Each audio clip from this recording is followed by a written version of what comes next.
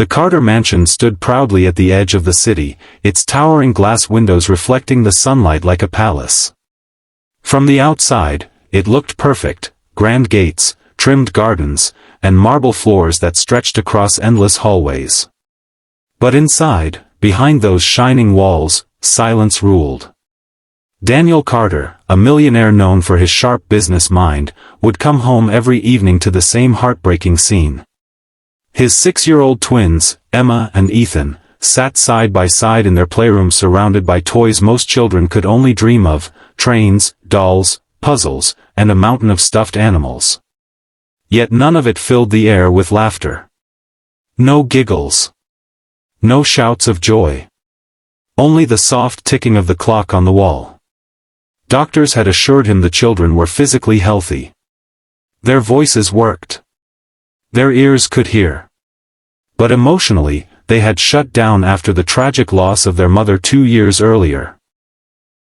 The trauma had stolen their words, and despite countless therapists, tutors, and speech specialists, Emma and Ethan remained silent. Daniel would kneel beside them, trying to spark conversation. "Do you want Daddy to read a story tonight?" he would ask gently. The twins would only look at him with wide, sad eyes, eyes that seemed too old for their young faces. The mansion, though filled with luxury, felt like a hollow shell. Every polished surface, every golden chandelier, reminded Daniel that money couldn't buy back his children's voices. He often wandered through the halls at night, listening for the sound he longed for most: a simple word, a laugh, anything. But all he ever heard was silence, so heavy it echoed through every corner of his heart. The morning rain tapped gently against the mansion's glass doors as a woman pushed her way inside, balancing a worn cleaning cart. Her name was Maria Alvarez, and unlike the polished nannies or professional housekeepers who had come before her, she carried no air of perfection. Her uniform was simple, her shoes a little scuffed, but her smile, warm, genuine, and unshakably kind, lit up the room in a way no chandelier ever had. Daniel had hired her out of desperation. The last few staff members hadn't lasted long, each leaving after realizing the heavy silence that clung to the mansion. But Maria didn't seem fazed. She greeted Daniel with a respectful nod and got straight to work, humming softly as she unpacked her supplies. Emma and Ethan noticed her almost immediately. From their usual hiding place behind the staircase banister, they peered out, curious. The woman was different. She didn't rush like the others, didn't speak in forced, cheerful tones. Instead, she moved slowly, carefully, wiping down surfaces while softly humming an old Spanish lullaby under her breath. The notes floated through the air, warm and comforting, like a voice from another world. Daniel happened to notice his children peeking and was surprised. They hadn't shown interest in anyone new for a long time. He said nothing, afraid to break the moment. Maria caught sight of the twins from the corner of her eye. Instead of calling out, she simply gave them a small, knowing smile, as if to say, "It's okay. You don't need to hide from me." Then she returned to her work, humming louder this time, letting the melody fill the mansion's cold halls. For the first time in years, the silence didn't feel quite so heavy. Something had shifted, the days passed, and the mansion began to feel strangely different. Maria didn't just clean, she lived within the space. She sang while dusting the bookshelves, tapped her fingers against the counters like a drum while polishing them, and sometimes even told little stories aloud as if speaking to the walls themselves. At first, Emma and Ethan kept their distance. They trailed quietly behind her, always watching but never joining. Maria pretended not to notice, though she was fully aware of their little footsteps following her across the marble floors. Instead of breaking their fragile silence, she allowed curiosity to build. One afternoon, Maria deliberately forgot her rag on the floor near the twins' coloring books. She crouched down beside them, her voice gentle but hopeful. "Could you help me, mi cielo?" she asked softly, using the Spanish word for my heaven. For a long moment, the twins froze. No one had ever spoken to them like that before, with patience, not pressure. Ethan looked at his sister, unsure. Slowly, Emma reached out with her tiny hand, picked up the rag, and placed it in Maria's palm. Maria's eyes widened with warmth. She didn't make a big deal of it, didn't clap or shout with joy. She simply smiled and whispered, "Gracias, sweetheart." Something stirred in the children that day. They began leaving their toys closer to where Maria worked. They sat nearby when she hummed, sometimes even scooting closer without realizing it.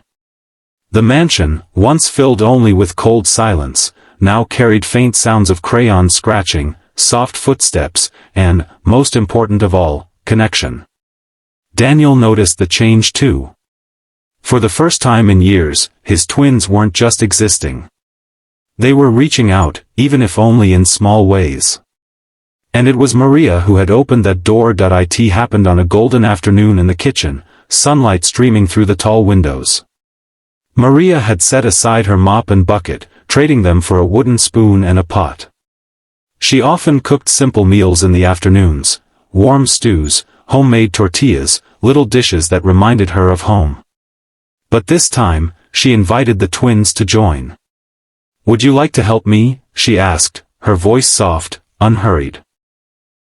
She placed a small stool by the counter and handed Ethan a spoon to stir the pot. To Emma, she gave a pinch of salt in her palm. "Sprinkle this in, mi amor," she said, her eyes kind and encouraging. At first, the children hesitated.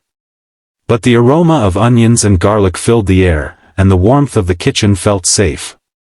Slowly, they followed her lead. Ethan stirred, Emma sprinkled. Maria clapped her hands lightly, humming again, and the children stayed, silent but present. Then, suddenly, Maria pulled the pan from the stove a little too quickly and the handle burned her hand. She winced and laughed through the sting, exclaiming playfully, "Ay caramba." The word startled the twins. Emma blinked, then something miraculous happened. Her lips parted and she whispered, almost shyly, "Hot." Maria froze, her eyes wide, heart pounding. Ethan's head snapped toward his sister.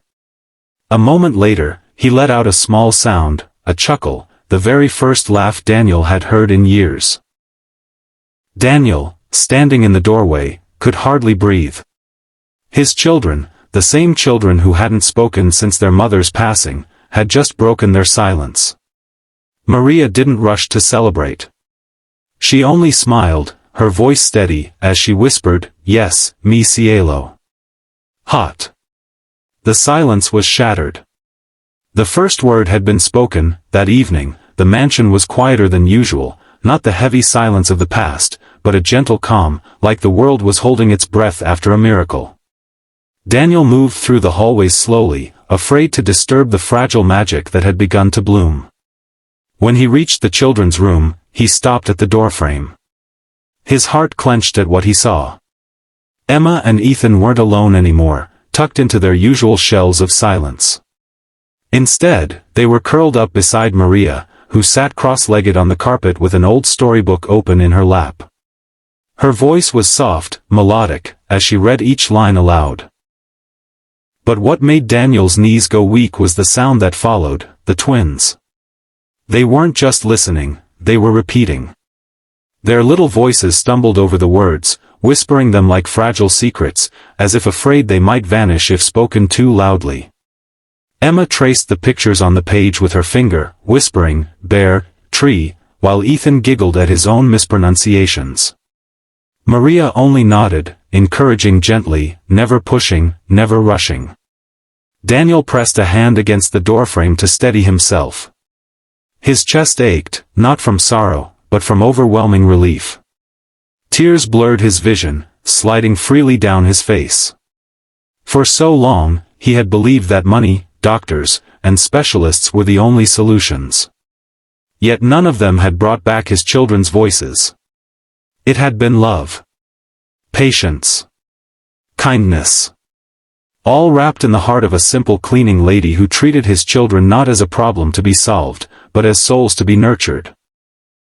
Daniel stepped into the room quietly, his voice breaking as he whispered, "Thank you, Maria. For the first time in years, the mansion was alive again, with words, with laughter, and with hope.